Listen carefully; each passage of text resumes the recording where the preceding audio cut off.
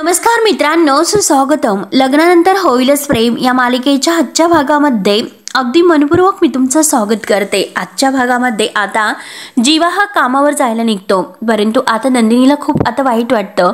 तिच्या डोळ्यामध्ये पाणी येते आणि हे सर्व माझ्यामुळे झाले. माझ्यामुळे आता जीवा तुम्हाला तुमच्या स्वप्नांचा चुराडा करून शेवटी हे बळजबरीचं काम करावं लागतं. तेव्हा आता जीवा म्हणतो की नाही नंदिनी, हे बघ, अगं रडू नकोस.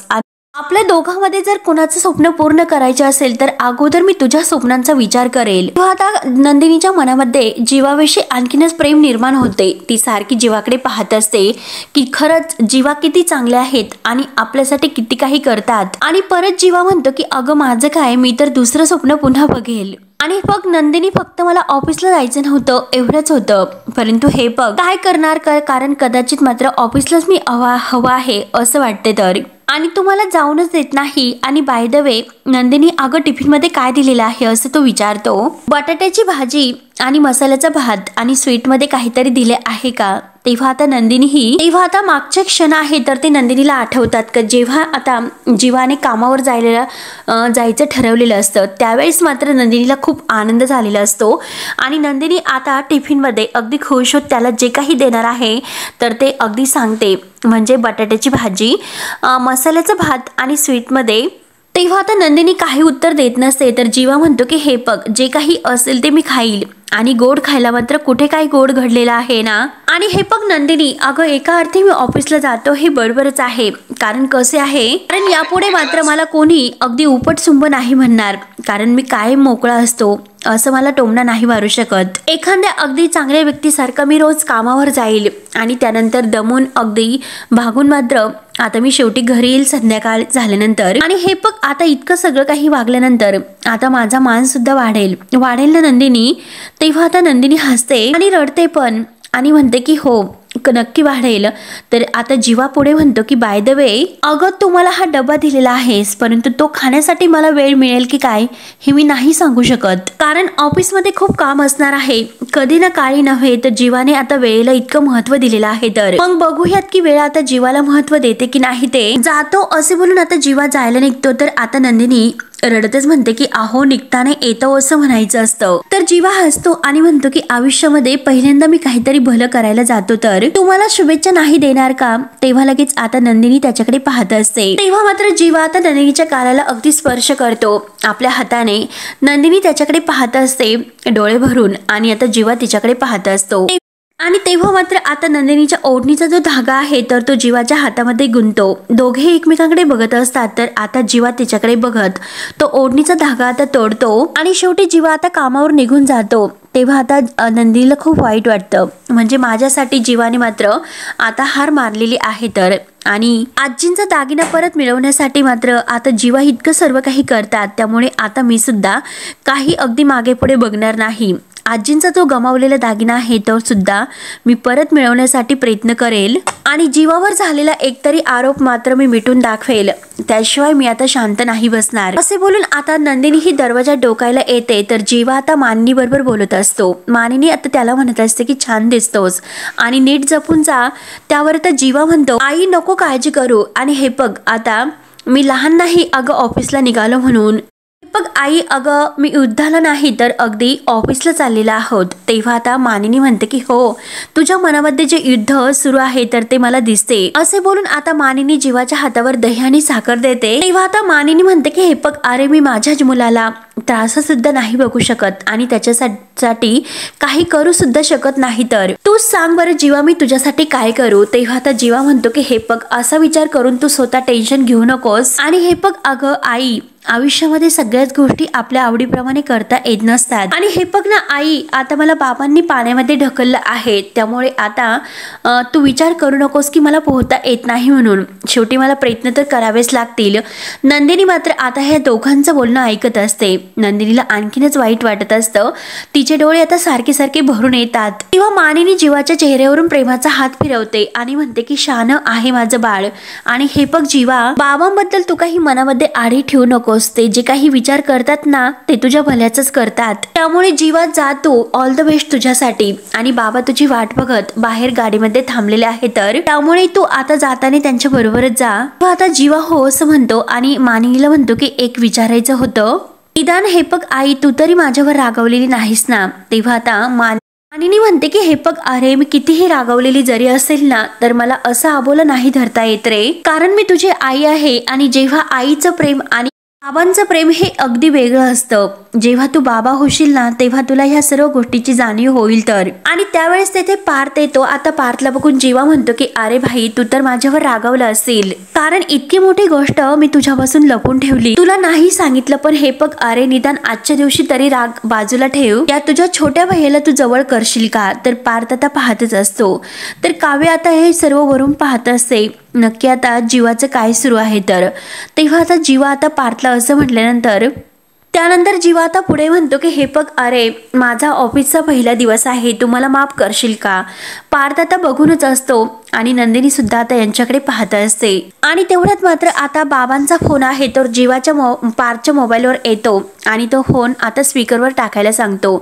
तर आता आईशी मात्र बाबांना बोलायचं असतं। तर आता लगेच पार्थ फोन स्पीकरवर टाकतो। विक्रम रागाने म्हणतो की तुमचा निरोप समारंभ आहे ना तो जरा दिवसभर चालू राहील असं वाटतं, त्यामुळे मात्र मी गाडी घेऊन पुढे निघालेलो आहोत। तेव्हा आता मानिनी म्हणते की अहो काय करता तुम्ही। विक्रम रागाने म्हणतो की हे बघा, तुमचे चिरंजीव आहे ना त्यांना बसने यायला सांगा, मी आता उशीर झाल्यामुळे निघत आहे तर। आणि हे बघ आता पेट्रोल संपल्यानंतर महिनाभर मात्र त्याला काही पगार मिळणार नाही याची आठवण मात्र त्याला करून द्या। आणि तुमचं अगदी छान चाललं आहे असे बोलताना मात्र जीवा आता हे सर्व ऐकतो आणि लगेच तो आपली बॅग वगैरे घेऊन कामावर जायला निघतो। तेव्हा आता नंदिनी ही पार्थकडे पाहत असते आणि पार्थ मागे वळून नंदिनीकडे पाहतो आणि तो आता नंदिनीशी आता काही उत्तर न देता काही हसता तेथून निघून जातो।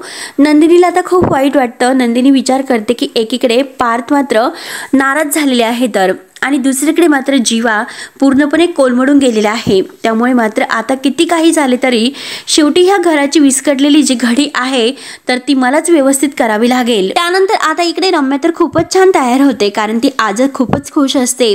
वसु आत्या आता रम्याला विचारते की रम्या, अगं काय ग, कुठे इतकी तयार होऊन निघालीस। तेव्हा मात्र आता लगेच रम्या म्हणते की आई, अगं इतके दिवस पार्थ घरी होता ना म्हणून मात्र आता मी वर्क होम करायचे, परंतु आजपासून मात्र जीवा ऑफिसला जाणार आहे, मग त्याची मजा बघायला जायला नको का। ह्या दोघींना तर फारच आनंद होत असतो। दोघी आता अगदी हसतात। तेव्हा मात्र आता वसु आत्या हसून म्हणते की अगं मी तर विसरले होते, कारण आज मात्र तुला ऑफिसमध्ये मात्र फुलसा डू एंटरटेनमेंट आहे तर। तेव्हा तर रम्या खूपच हसते आणि हे बघ रम्या, अगं नंदिनीचा आनंद निवास ह्या जीवाने जिंकला खरी, परंतु स्वतः मात्र हरून बसलेला आहे तर। आणि आयुष्यभर मात्र नंदिनीला हे गिल्ट आहे ना ते खात राहील, कारण तिच्यामुळे मात्र जीवाला आज त्याच्या स्वप्नांचा चुराडा करून ऑफिसला जावे लागले तर। आणि एका बहिणीचं आता सुख आहे ना तर तिला असं खातच राहील, परंतु दुसऱ्या बहिणीचं जे सुख आहे ना, आनंद असं ओरबडून घ्यायचा आहे तर। तेव्हा आता वसु आत्या तिला समजावते की हे बघ रम्या, अगं ते तर होईलच, तू उगाच टेन्शन घेऊ नकोस। तेव्हा आता रम्या म्हणते की आई, अगं कसं मी टेन्शन घेऊ नको बरं। अगं तो पेन ड्राईव्ह आहे ना तो अजूनपर्यंत दुरुस्त नाही झालेला, कारण त्याने कोणताही डेटा आपल्याला नाही दिलेला। तेव्हा आता वसु आत्या म्हणते की अगं पेन ड्राईव्ह मधील जो डेटा आहे तर तो क्लिअर होईनच, परंतु आता मात्र आपल्या जीवा आणि नंदिनी या दोघांना वेगळं करायचं आहे याचा विचार आपल्याला करावा लागेल आणि त्यासाठी काहीतरी प्लॅनिंग आपल्याला करावं लागेल तर। डेटा ही कधीही रिकवर होऊ शकतो, परंतु त्या अगोदर आपल्याला हे सर्व करावे लागेल आणि त्यासाठी काहीतरी प्लॅनिंग करून मात्र काव्याचं मला काही टेन्शन नाही, कारण ती स्वतःच एक आता खूप मोठा बॉम्ब आहे, कारण ती स्वतःला उद्ध्वस्त करून घेऊ शकते तर। एकदा की काव्य इथून निघून गेली तर पार्थ मात्र अगदी उद्ध्वस्त होईल आणि तो एकटा पडेल आणि तो पूर्णपणे खचेल। आणि एक गोष्ट रम्या लक्षात ठेवायचं, लग्नाच्या वेळेस तू जी चूक केली होती ती परत ती चूक करायची नाही तर। त्यावेळेस मात्र पार्थ तेथे एकटा होता, परंतु तू मात्र तेथून निघून गेली होतीस ग, त्यामुळे यावेळेस सुद्धा पार्थ एकटाच असेल, त्यामुळे तू येथेच थांबायचं, कळले ना तुला। तेव्हा आता रम्या म्हणते की हो अगं मॉम मी येथेच थांबेल, परंतु आत्ता तर मला ऑफिसला जाऊन दे. तर वसू आत्या हसून म्हणते की हो रम्या जा बरं तू ऑफिसला. आणि रम्या खुश होऊन म्हणते की हो आज मात्र मी बोलण्यातून त्या जीवाला असे काहीतरी चिमटे काढेल, त्याला हे सर्व ऐकून दुखलंच पाहिजे असं काहीतरी मी करेल. आणि जेव्हा त्याला दुखेल तर त्याच्या वेदना हे नंदिनीला होतीलच. आणि चल येते मी मॉम असं बोलून आता ती जायला निघते. तर वसू आत्या तिला ऑल द बेस्ट असं करतात आणि दोघी आता इतक्या खुश होतात, कारण त्यांना असं वाटतं की आता सगळं काही आपल्या मनासारखं होत आहे. तर त्यानंतर आता इकडे नंदिनी आपल्या रूम मध्ये खूप डिस्टर्ब असते आणि तेवढ्यात तिथे काव्या येते. काव्या म्हणते की ताई आणि आता मात्र मी चहा घेत होते, माझ्यासाठी ठेवत होते, मग तुम्ही दोघं चहा घेताल का. आणि आता जीवा तिला तेथे दिसत नाही म्हणून आता काव्य विचारते की जीवा कुठे गेले. तर आता नंदिनी सांगते की ते कामावर गेले. थोडक्यात चुकामुक झाली तुमची. तेव्हा आता काव्या म्हणते आमची नेहमीच चुकामुक होत असते. आता काव्या जे काही बोलून जाते नंदिनी तिच्याकडे पाहत असते आणि नंदिनी आता काव्याचं हे बोलणं ऐकून विचारते की अगं म्हणजे काव्य तू काय बोलतेस, अगोदर सुद्धा कधी तुमची चुकामुक झाली होती का. तेव्हा आता काव्य स्वतः काय बोलून गेली हे तिच्या लक्षात येते आणि परत ती नंदिनीला म्हणते की अगं ताई हे बघ तसे काही नाही, म्हणजे हेच बघ अगं जेव्हा जेव्हा मी तुमच्या रूम मध्ये येतेस ना तेव्हा फक्त तूच मला भेटत असते आणि जीवा मला नाही भेटत म्हणून मी असं म्हटले. तर आणि तेवढ्यात आता नंदिनी आपली बॅग वगैरे घेते आणि मोबाईल वगैरे बॅग मध्ये टाकून ती जायला निघते. तर आता काव्य विचारते की काय ग ताई, अगं काय झालं, तू कुठे निघालीस आणि कुठे बाहेर जाण्याची तयारी तुझी सुरू आहे का, आनंद निवास मध्ये जाते का. तर नंदिनी म्हणते की आनंद निवासला तर मी जाणार आहे, पण त्या अगोदर मी एका महत्वाच्या कामाला जाते. तर तेव्हा आता काव्य विचारते की कसलं महत्वाचं काम. तेव्हा आता नंदिनी म्हणते की अगं मी ज्वेलर्सकडे जात आहे. आता ज्वेलर म्हटल्यानंतर काव्याला धक्का बसतो. त्यानंतर आता जेव्हा ऑफिसला येतो तेव्हा त्याला सर्व काही आठवत असते. तो इतका खुश होऊन मात्र जेव्हा घरी गेलेला असतो की त्याला जेव्हा फंडिंग मला मिळालेलं आहे म्हणून तो अगदी नंदिनीला घट्ट मिठी मारतो. हे सगळे क्षण त्याला घडलेले आता आठवत असतात. अगदी मोठ्याने ओरडत तो नंदिनीला सांगत असतो की नंदिनी मला फंडिंग मिळाले. नंदिनीला सुद्धा खूप आनंद झालेला असतो. आता जीवा हा सगळा विचार करत असताना एक पिओन तेथे येतो आणि सर आते येऊ का असे विचारतो. जीवा म्हणतो की हो या ना. तेव्हा आता आतमध्ये आल्यानंतर तो पिओन विचारतो सर तुमच्यासाठी एक असा कडक चहा आणू का. जीवा त्यांच्याकडे पाहतो आणि म्हणतो की तुमच्या लक्षात आहे का. तर तो पिओन म्हणतो की हो म्हणजे काय सर, मी कुठे विसरणार आहे का, इतक्या दिवसातून तुम्ही ऑफिसला आलेत आणि तुम्हाला बघितलं खरंच खूप बरं वाटलं हो. तेव्हा आता जीवा म्हणतो की आता तुम्ही रोज बघताल. तर आता पिओन म्हणतो की हे बघा तुम्ही आता ऑफिसला आलात मग आमचा जे काही वेळ आहे तो सुद्धा आनंदात जाईल. तर आमचा वेळ कुठे कुठे जाईल हे आम्हाला कळणार सुद्धा नाही. इतका आनंद आज मात्र तुम्ही ऑफिसला आल्यानंतर मला झालेला आहे. तर आता हे सर्व बोलणे ऐकून जीवा आता खुश होतो. तेव्हा आता पिओन म्हणतो की हे बघा सर विक्रम साहेबांनी तुमच्यासाठी मात्र एक निरोप दिलेला आहे. तर जीवा विचारतो की काय.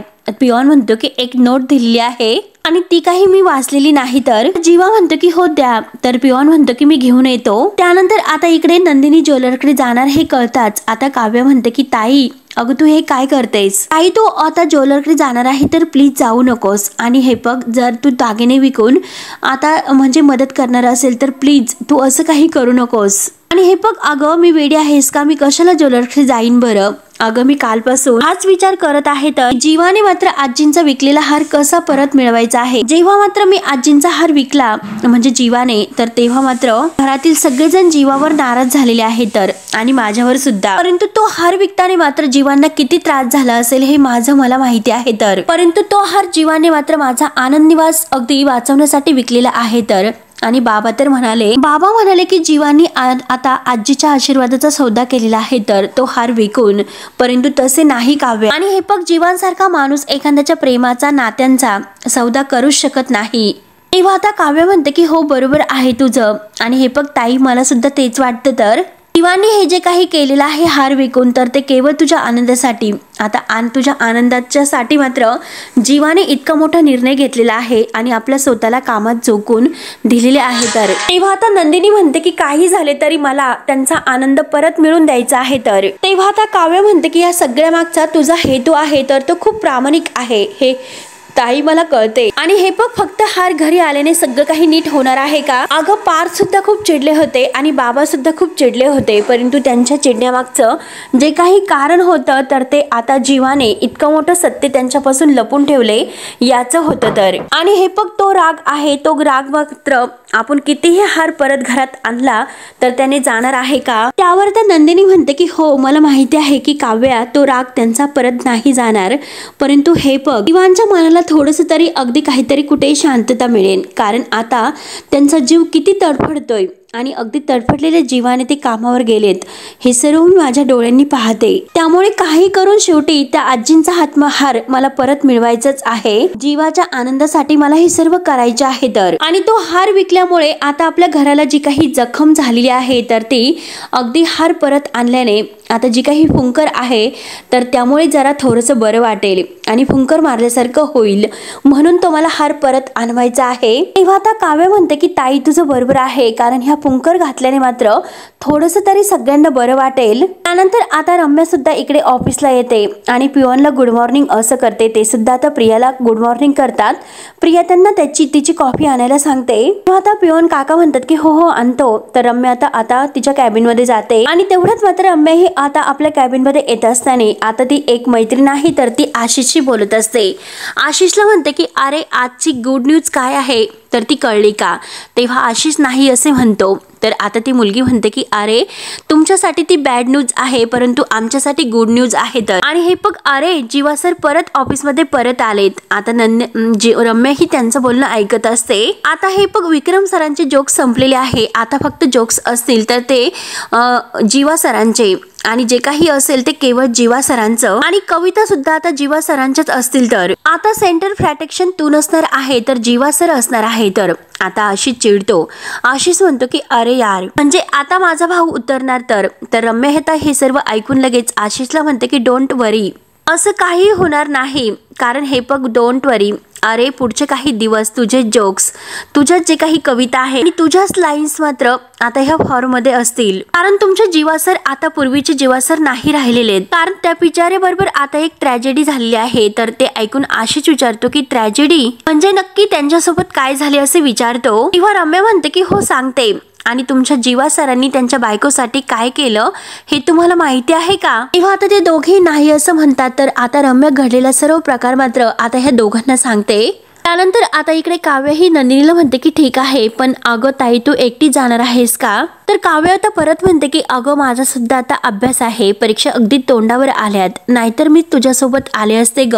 त्यावर त्या नंदिनी म्हणते की अगं काव्या ठीक आहे, इट्स ओके आहे मी, अगं मी तुला स्वतःच अगदी इथून हलून नाही देणार, कारण आता सगळ्यात जास्त जे काही आहे फोकस वगैरे तर तो तुला अभ्यासावर घालावा लागेल. तर इवांना ह्या सगळ्यातून बाहेर काढण्यासाठी त्यांची बायको मात्र खमकी आहे. तर तेव्हा आता हे सर्व ऐकून काव्य लगेच आता नंदिनीला घट्ट मिठी मारते आणि ऑल द बेस्ट असं खुश होत म्हणते. आणि हे बघ ताई, जर काही तुला लागले तर प्लीज लगेच तू मला फोन कर बर का. तर काव्य आता आपल्या रूम मध्ये निघून जाते. तर नंदिनी देवाला हात जोडते आणि म्हणते की देवा, आज मात्र काव्य त्यांचं स्वप्न मोडून ऑफिसला गेले. तर त्यानंतर आता इकडे जीवा मात्र ऑफिसमध्ये सगळे पूर्ण तयारीने आलेला असतो. आता तो मनामध्ये एकता अगदी चांगली भावना निर्माण करून अगदी आनंदी होऊन आता तो आपल्या कॅबिनची सजावट करतो. आता समोर मात्र तो एक फॅमिली फोटो ठेवतो आणि समोर मात्र आता आपले जे काही फॅसिलिटी आहे तर ती ठेवतो. आणि जीवाला मात्र आता कमी लेखण्यासाठी आणि टोमणा मारण्यासाठी रम्या आता दरवाजात येते आणि दरवाजा वाजवते. आता जीवाला असं वाटतं की नक्की काकाच आहेत, म्हणून तो आता बघता लगेच काका या असे म्हणतो. रम्या त्याला विचारते की नक्की का? तेव्हा आता जीवा तिच्याकडे पाहत असतो. जीवा तिला बघून विचारतो की तू का? तर आता रम्या म्हणते की हो, कारण तू ऑफिस पुन्हा जॉईन केलं त्यामुळे मला असं वाटलं की तुला आता बेस्ट विशेष द्यायला हव्यात, म्हणून ती लगेच आपला हात पुढे करते. तेव्हा आता जीवा म्हणतो की तू सुद्धा ऑफिस पुन्हा जॉईन केलेला आहे, त्यामुळे तुला सुद्धा ऑल द बेस्ट. आणि रम्याने आता जीवासमोर धरलेला हात मात्र आता शेवटी रम्याला मागे घ्यावा लागतो. जीवा काही तिच्याकडे डुंकून सुद्धा पाहत नाही. आणि तेवढ्यात नंदिनीचा फोटो सुद्धा आता रम्यासमोर पाहते आणि लगेच आता ती जीवाला म्हणते की अरे वा, कॅबिनची अगदी सजावट सुरू आहे, तर म्हणजे मी वेळेवर आले असं म्हणायचं आहे, कारण कसे आहे की मामांना एक आता निरोप दिला होता. तर तेव्हा आता जीवा म्हणतो की पिओन काकांना दिलेला आहे. तर तेव्हा आता रम्या म्हणते की अरे पिओन कडून आता हा निरोप ऐकताना तुला आणखीनच वाईट वाटलं असतं, आणि हे बघ मी कशी तुझी बहीण आहे, फॅमिली मेंबर आहे, तर म्हणून मी तो निरोप घेऊन आलेले आहे. आणि आता मात्र ती चिठ्ठी जीवाला देण्याचं ठरवते आणि म्हणते की खरं तर आता ही चिठ्ठी देताना मात्र, हा निरोप देताना मात्र, आणि तुला किती वाईट वाटेल याचा मी विचार केला, म्हणून स्वतः मी पिओन कडून ती चिठ्ठी घेऊन आले. आणि हे बघ मामाने मात्र त्या पत्रामध्ये किती असं फील होण्यासारखं लिहिलेलं आहे की अरे हे जे काही घडलेले आहे त्यामुळे जीवा मला तुझ्याशी बोलण्याची सुद्धा इच्छा नाही। तर आता जीवा रागाने म्हणतो की डेटा देते की नाही, प्लीज डेटा दे लवकर। तर आता रम्या म्हणते की अरे कशाला, मी तुला वाचून दाखवते ना, दे प्लीज। तेव्हा आता जीवाला खूप राग येतो। त्यानंतर मित्रांनो शेवटी हा भाग येथे संपतो। पुढील भागामध्ये आता आशिष मात्र नंदिनी बद्दल काहीतरी बोलतो आणि रम्या मुद्दा मात्र आता हे भांडण लावून देते। जीवाला खूपच राग येतो। जीवा लगेच आता आशिषची सगळ्यांसमोर गचंडी धरतो आणि काय बोललास आणि यापुढे मात्र नंदिनी बद्दल तू एकही शब्द बोललास तर इथेच तुला लोळवेल। आता रम्या मात्र हे सर्व बघून आता हसत असते। तर आता त्याचे विक्रम येतो। विक्रम विचारतो की काय चालले तुमचे हे सर्व, आणि सगळ्या स्टाफ समोर मात्र आता विक्रम हा जीवावर खूप ओरडतो। काम तू करायचं नाही असेच ठरवलेले आहे का? तेव्हा मात्र आता जीवा काही उत्तर देता विक्रमकडे पाहत असतो। त्यानंतर आता इकडे काव्या ही अभ्यास करत असते। तर पार्थ तिच्याजवळ येऊन तिला सॉरी म्हणतो। तेव्हा आता काव्या विचारते की तुम्ही सॉरी का म्हणालात? तर पार्थ म्हणतो की हे बघा, तुम्ही माझी मैत्रीण आहेत आणि तुम्ही मला सॉरी म्हणालात तरी सुद्धा मी तुम्हाला माफ नाही केले। तेव्हा आता काव्याला खूपच आनंद होतो। त्यानंतर जीवा इकडे नंदिनीला फोन करतो आणि नंदिनीला म्हणतो की खरंच माझं काम खूप मस्त सुरू आहे आणि माझं कॅबिन सुद्धा। तेव्हा आता नंदिनी विचारते की तुम्ही खुश आहात का? तर जीवाच्या डोळ्यात पाणी असतं। तर मित्रांनो आता पुढे काय होईल हे बघण्यासाठी आपल्या चॅनलला नक्की सबस्क्राईब करत राहा। धन्यवाद।